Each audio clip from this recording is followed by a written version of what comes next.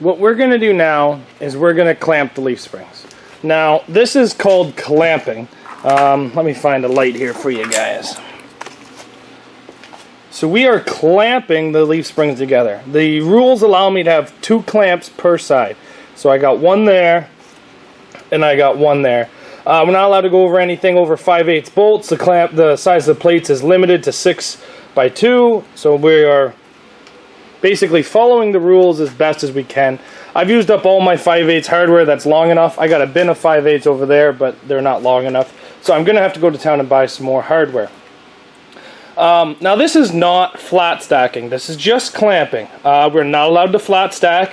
And for you guys that don't know, leaf springs have an arch to them. So flat stacking is where you put one this way and then you flip it over and put the other one the wrong way. So it looks like a big banana.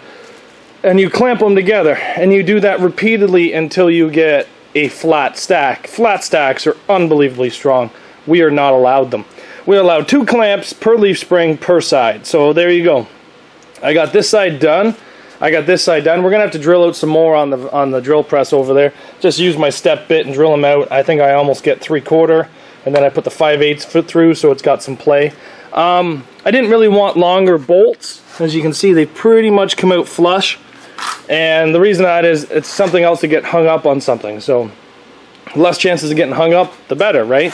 So this side's done. I've already started clamping the driver's side. But like I said, I'm out of hardware, so I'm going to have to run to town. So the first thing I do is I use my big one, my big clamp, and I get it clamped tight back here. And then I put another clamp about 4 inches back, and then I remove this clamp and put the plate, and then reclamp it, and then I put the hardware into it. So that's basically how I do it. It's pretty simple, just takes some time. But I think the results are worth the effort. It basically makes this one solid piece of steel. Like in the middle, this piece here is about 1/2 inch thick.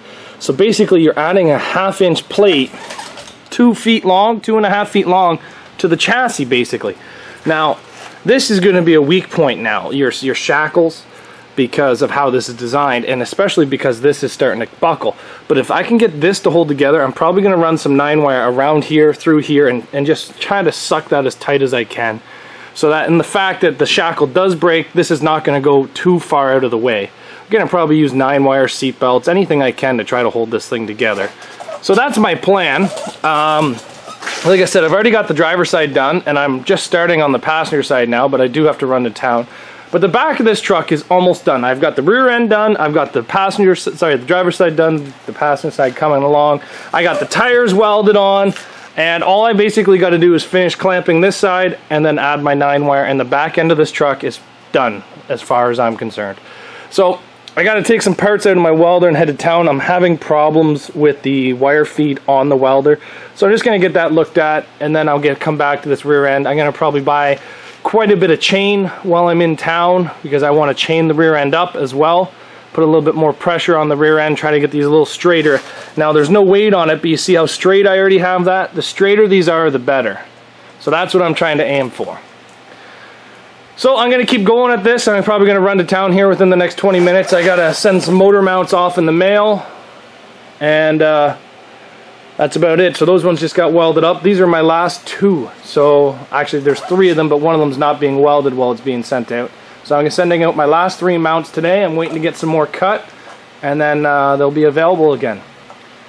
So let's keep going on this truck and do a quick run to town.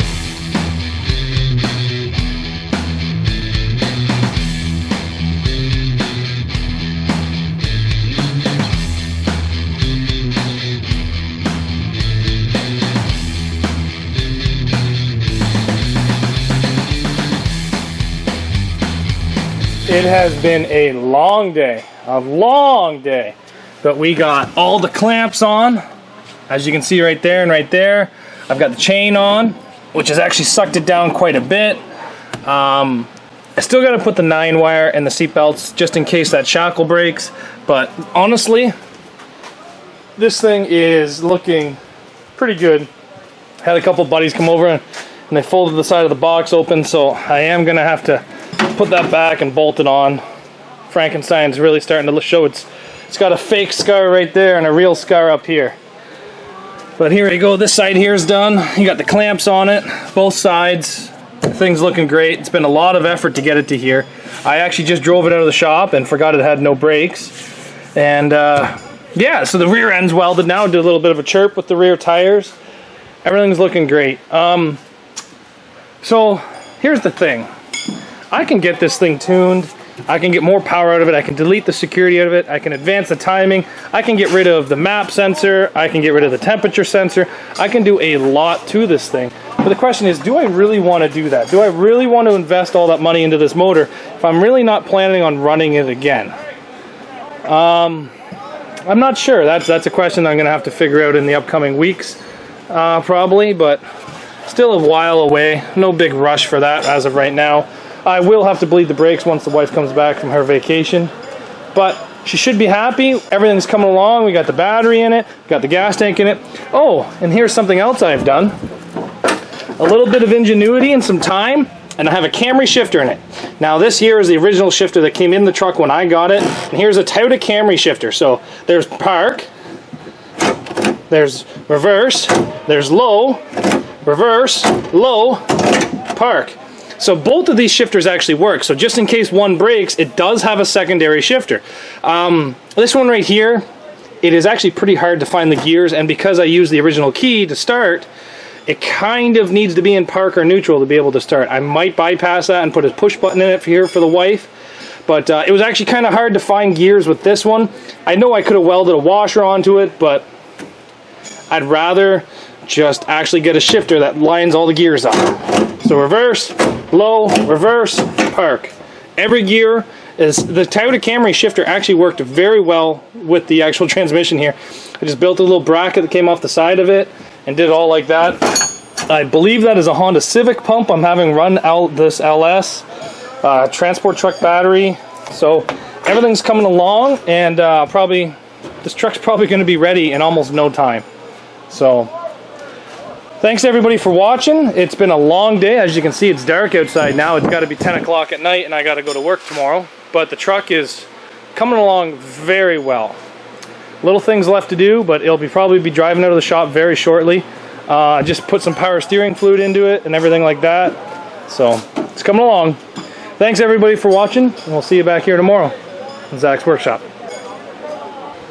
If you guys have actually watched this video this long, I just want to say thank you. Not a lot of people watch all my videos all the way to the end. Maybe a little sneak peek.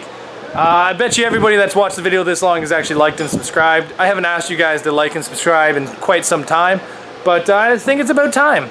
As you see, I'm out here wearing my Impact Motorsports shirt, covered in dirt and grease and rust, trying to get these videos ready for you, working Monday to Friday, Saturday, Sunday, and then coming out here when I'm not working just to get these things ready for you guys. This is a lot of effort, and then now I gotta go in the house. Tonight's garbage night, so I gotta put out all the garbage throughout the house, and then I gotta edit a video before I go to bed. It's already 10 o'clock. I gotta be at work for 5, so that's probably only gonna be about maybe 4.5 hours sleep tonight. So thanks everybody. It's because of you guys I keep this channel going. Thanks very much. See you guys back here tomorrow.